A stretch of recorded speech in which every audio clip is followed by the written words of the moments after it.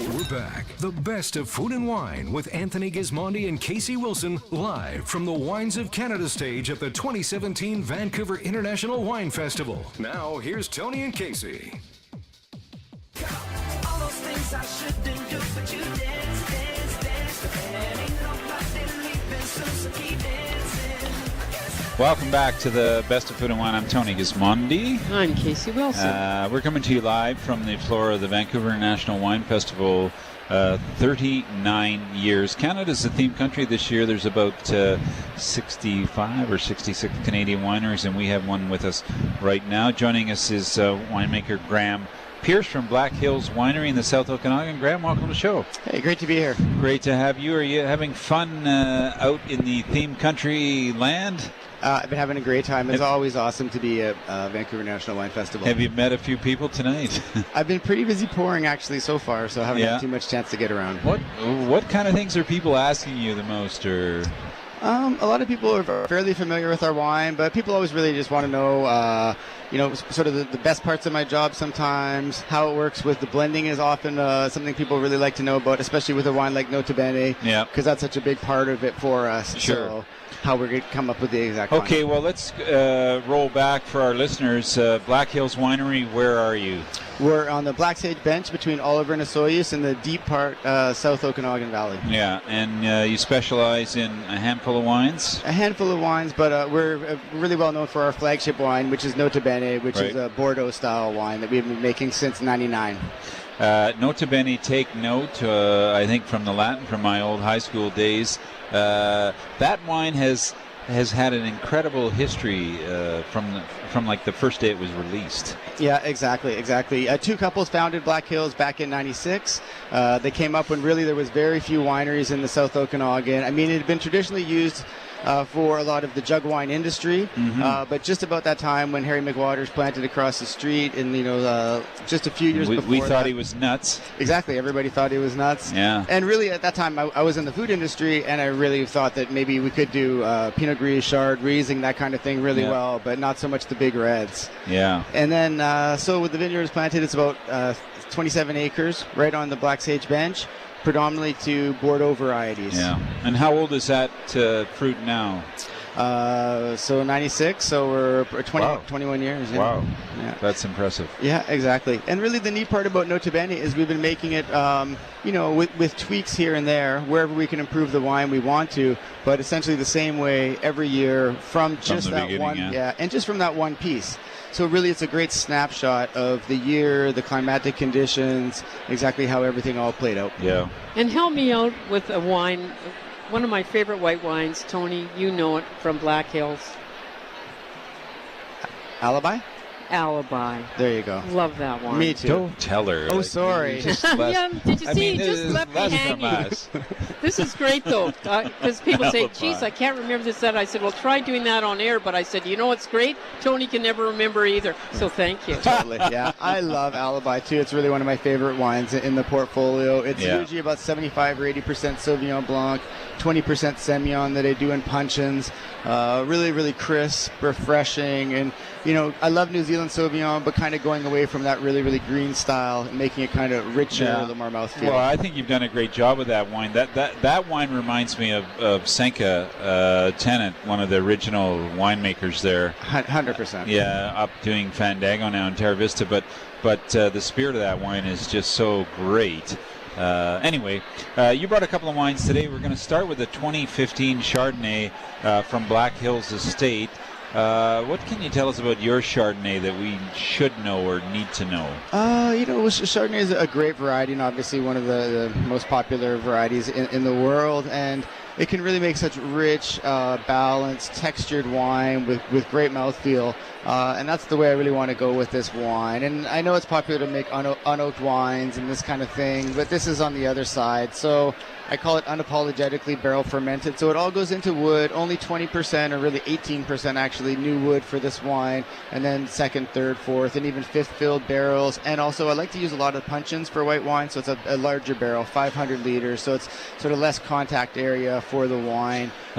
Yeah. Go ahead. Oh, sorry, but just in that style, you can really build up the texture. You can do a lot of surly aging and a little bit of batonnage with that wine. And it's about the balance, It's right? about the balance, yeah, for sure. When people talk about unoaked and oaked.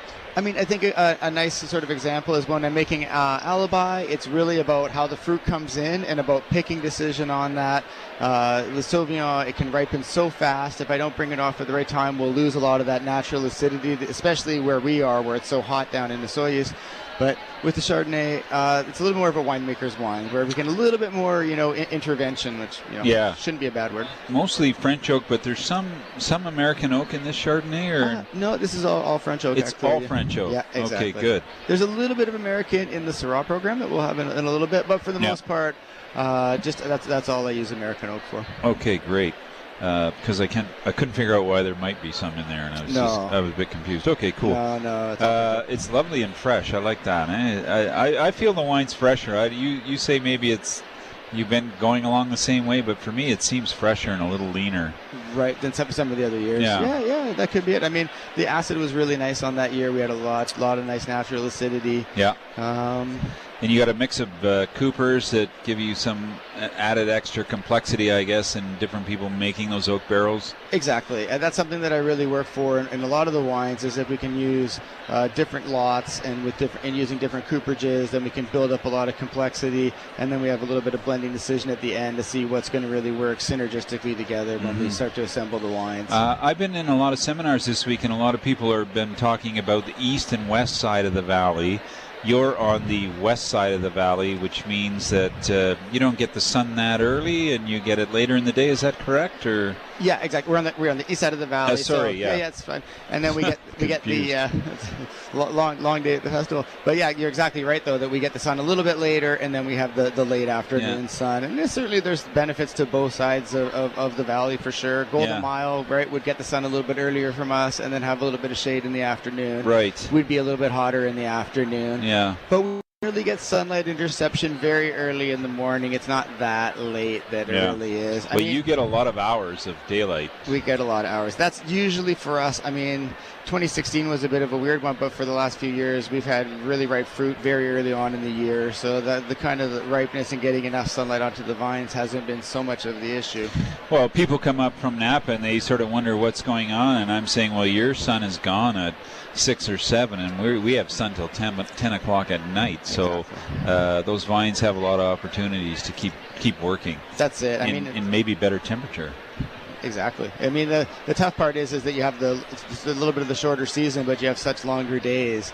So as long as you get the good weather during those periods, then it can be better. And I think the key that you said is the better temperatures, because, I mean, where you really develop a lot of flavors is in the fall. I mean, everyone always asks, is it a good year? Is it a good year? Is it a good year? And I'm always like, well, it's not. We don't know until we really get through September. That's going to be the most critical month. Yeah. And if it's really hot in September, as we've had in some years, then sometimes you don't get the great flavor development as well. And of course, if it's a little bit too cold, then it's hard to bring in the full ripeness as well. But we want to be more around 20 to 22, 25 C for highs in the fall, just as we're coming down the stretch through September. And that's when I find we really get the most flavorful, ripest tannins and best aromatics out of the wine. And Graham, what would you serve with this Chardonnay? What would be your favorite pairing? Yeah, well, it's quite a big, rich, full-bodied Chardonnay. So I think it can hand up to something like halibut with kind of a beurre blanc, that kind of thing. Lobster, totally. Buttery lobster. It's got the weight. I always find with pairings, it's obviously complementary flavors, but it's also complementary weights for the wine. Weight and texture. Yeah. And for me, sometimes it's almost more important, because if the wine is so huge, a big oily wine, even if the flavors are complementary, it'll totally wash out the food. I used to be a professional chef, and so I kind of look at food pairings from that point of view. Oh, great. Our guest is Graham Pierce. He's the winemaker at Black Hills Winery on the Black Sage Bench. Graham, you brought one of my favorite Black Hill wines, the Syrah. It's been so consistent and so interesting almost from the get-go. Are you having fun making this wine? Definitely, Tony. When I got to Black Hills, as Sank had done such a great job with wines like Nota Bene and Alibi, I didn't really want to mess with those wines, especially initially. I really wanted to follow the great course that she had set for them. But we decided right immediately, as you know, that Syrah is such a great variety for BC, in particular where we are. So that wine I had a little bit more leeway in where we could go with it, and including the style and sourcing of the fruit.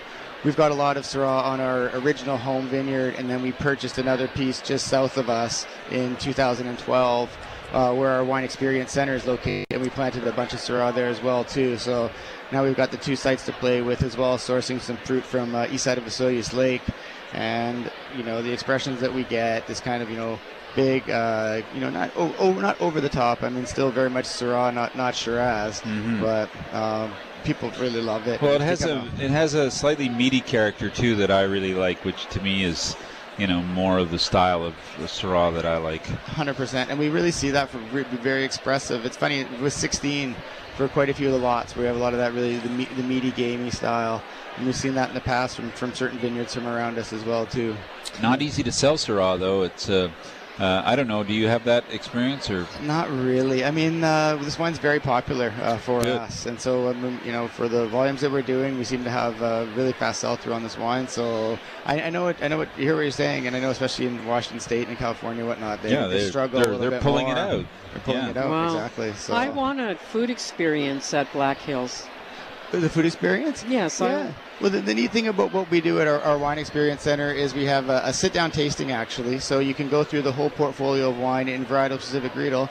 And we do have a nice little restaurant setup. So you can also try some flatbreads and some salads, some charcuterie and the whole thing. It's not quite the breadth of some of the other restaurants in the valley.